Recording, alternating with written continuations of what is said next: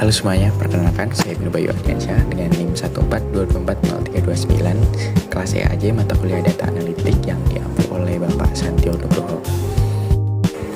Pada kesempatan kali ini saya akan menjelaskan mengenai data dashboard yang telah saya buat, yakni dari PT Adidaya Pulp International, sebuah perusahaan yang bergerak di bidang produksi kertas, tisu, dan lain sebagainya.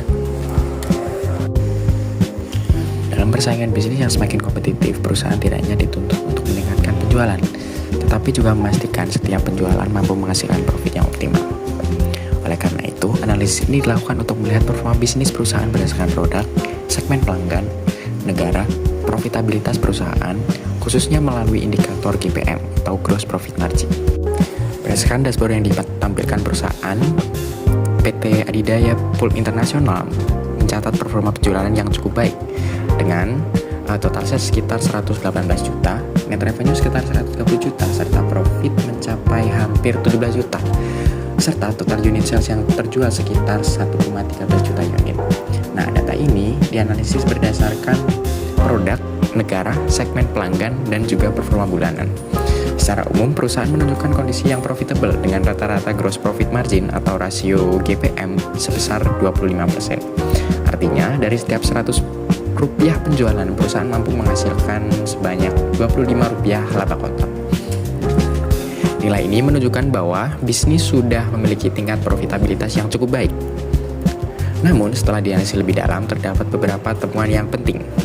Yang pertama, perusahaan masih bergantung pada sektor government atau pemerintahan. Dari grafik segmentasi penjualan, terlihat bahwa hampir 44% sales atau penjualan berasal dari segmen pemerintah. Hal ini menguntungkan dalam jangka pendek karena kontribusinya besar. Namun di sisi lain juga menimbulkan risiko yang ketergantungan terhadap satu jenis pelanggan saja. Jika terjadi penurunan kontrak atau perubahan kebijakan dari sektor pemerintahan pada segmen tersebut, maka penjualan perusahaan bisa terdampak cukup signifikan. Kedua, terdapat ketimpangan performa antar produk. Produk Paseo menjadi penyumbang sales terbesar dibanding produk lain. Menariknya, Paseo tidak hanya unggul dari sisi penjualan, tapi juga memiliki profit dan juga GPM yang cukup tinggi. Hal ini menunjukkan bahwasanya Paseo dapat dikategorikan sebagai produk unggulan atau star produk dari perusahaan PT Adidaya Pulp International. Di sisi lain, terdapat beberapa produk seperti VTT dan Velo yang memiliki margin yang lebih rendah daripada produk lainnya. Meskipun produk tersebut menghasilkan penjualan, efisiensi keuntungannya masih belum terlalu optimal. Kemungkinan penyebabnya bisa berasal dari yang pertama, biaya produksinya yang cukup tinggi, strategi diskon yang cukup agresif, atau harga jual yang kurang optimal. Yang ketiga, profit perusahaan masih mengalami fluktuasi secara bulanan. Pada grafik profit bulanan, terlihat adanya kenaikan dan penurunan yang cukup tajam pada beberapa periode. Hal ini menunjukkan bahwasannya stabilitas profit dari PT Adidaya Pulp International ini masih perlu untuk diperkuat.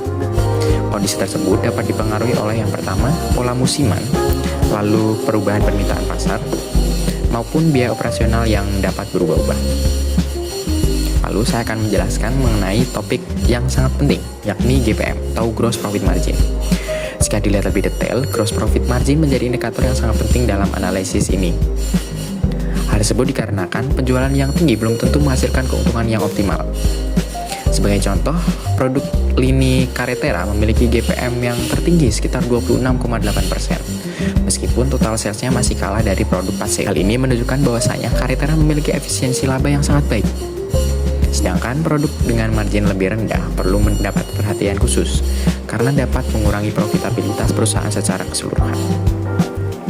Dengan kata lain, gross profit margin ini membantu perusahaan dalam memahami produk mana yang benar-benar memberikan keuntungan terbaik, bukan hanya penjualan yang terbesar saja.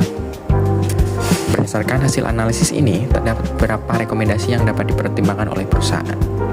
Yang pertama, perusahaan perlu mengurangi ketergantungan pada sektor pemerintahan dengan memperluas penetrasi pasarnya ke segmen-segmen yang baru ataupun segmen-segmen yang telah ada, seperti small business maupun enterprise.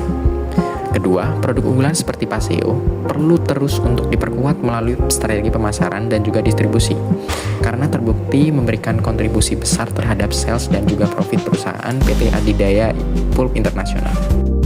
Yang ketiga, produk dengan GPM rendah perlu dievaluasi, baik dari sisi biaya produksinya, strategi harga, maupun efektivitas dari promosi.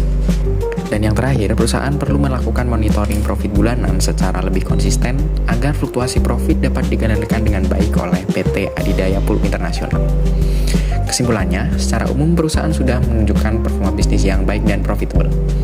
Namun, optimalisasi pada struktur produk dan peningkatan efisiensi margin masih menjadi peluang besar untuk meningkatkan profit perusahaan di masa yang akan datang.